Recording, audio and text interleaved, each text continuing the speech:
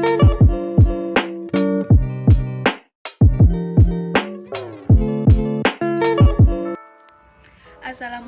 warahmatullahi wabarakatuh. Jadi di sini kami dari kelompok 3, kami akan menjelaskan materi tentang gender. Sebelumnya perkenalkan, nama saya Friska Dina Aurora Utari, NIM 068. Gender berasal dari bahasa Inggris yang artinya jenis kelamin. Saat ini gender telah menjadi isu penting yang sedang hangat diperbincangkan.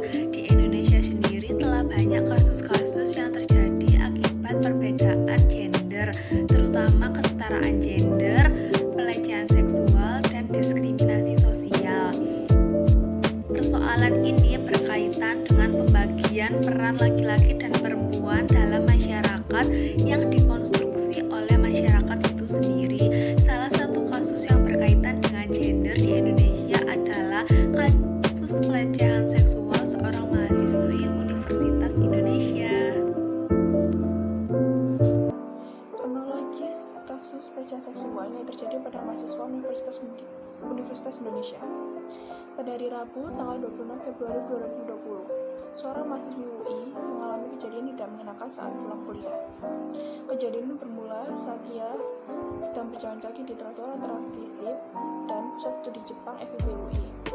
Lalu ada 5 hingga 6 laki-laki yang diperkirakan berusia di atas 30 tahun tengah mengikutinya. Ia berjalan kaki sembari memperhatikan ponselnya sehingga ia sama sekali tidak menghiraukan pembicaraan gerombolan laki-laki. Namun lama-lama pembicaraan gerombolan laki-laki itu terdengar juga karena sangat ramai. Pembicaraan tersebut berisi kalimat-kalimat yang dianggap melecehkan korban.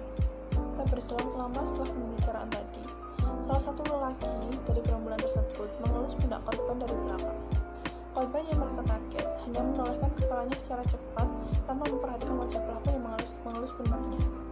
Lalu korban berjalan cepat di tepi jalan kampus yang masih ramai lalu lalang kendaraan.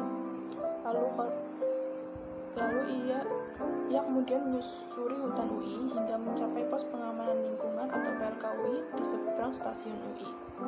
Di sana, ia berniat mencari perlindungan dengan melaporkan pelecehan seksual yang baru ia alami pada petugas PLK UI.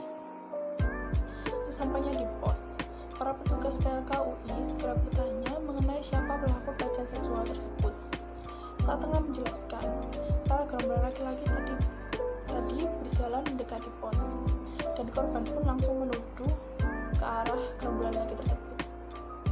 Saat gerombolan laki tersebut ditanya, mereka tidak ada yang mengaku. Setelah itu korban ditanya apakah ia mengingat wajah orang yang menyentuhnya, namun korban tidak melihat wajahnya karena ia disentuh dari belakang. Di pos itu terjadi perseteruan yang cukup menegangkan. Mendengar cekcok itu, 2 orang mahasiswa fisik UI yang mulanya tak kenal dengan korban ikut membela korban. Para pelaku yang akhirnya tertangkap basah ternyata bukan mahasiswa UI. Para pelaku pun meminta maaf pada korban. Namun permintaan maaf tersebut ditolak oleh korban. Korban menolak bukan tanpa alasan. Alasannya yang pertama yaitu pelaku tidak mau mengakui apa yang telah ia lakukan. Yang kedua, pelaku dengan mudah minta maaf agar masalahnya cepat selesai. Setelah itu, korban semakin dibuat kecewa karena petugas PLK yang dianggapnya akan memberikan perlindungan padanya ternyata malah ikut menyalahkan korban. Petugas mengatakan pada korban supaya tidak berjalan sendiri agar kejadian ini tidak terulang kembali. Korban juga sempat ditanya oleh petugas PLK apa masalahnya mau dibawa ke pihak manajemen UI. Korban pun menjawab iya. Namun pihak PLK menjawab apabila masalah ini dibawa ke pihak manajemen UI, korban akan ikut disalahkan. Assalamualaikum warahmatullahi wabarakatuh. Saya Balkis Larasita Maharani, NIM 092. Di sini saya akan menjelaskan bagaimana penyelesaian masalah kasus pelecehan seksual mahasiswi Universitas Indonesia. Permasalahan yang terjadi di kampus Universitas Indonesia ini akhirnya menemukan titik penyelesaian. Polisi telah menemui korban dan pelaku. Namun, korban enggan untuk melanjutkan kasus ini pada jalur hukum.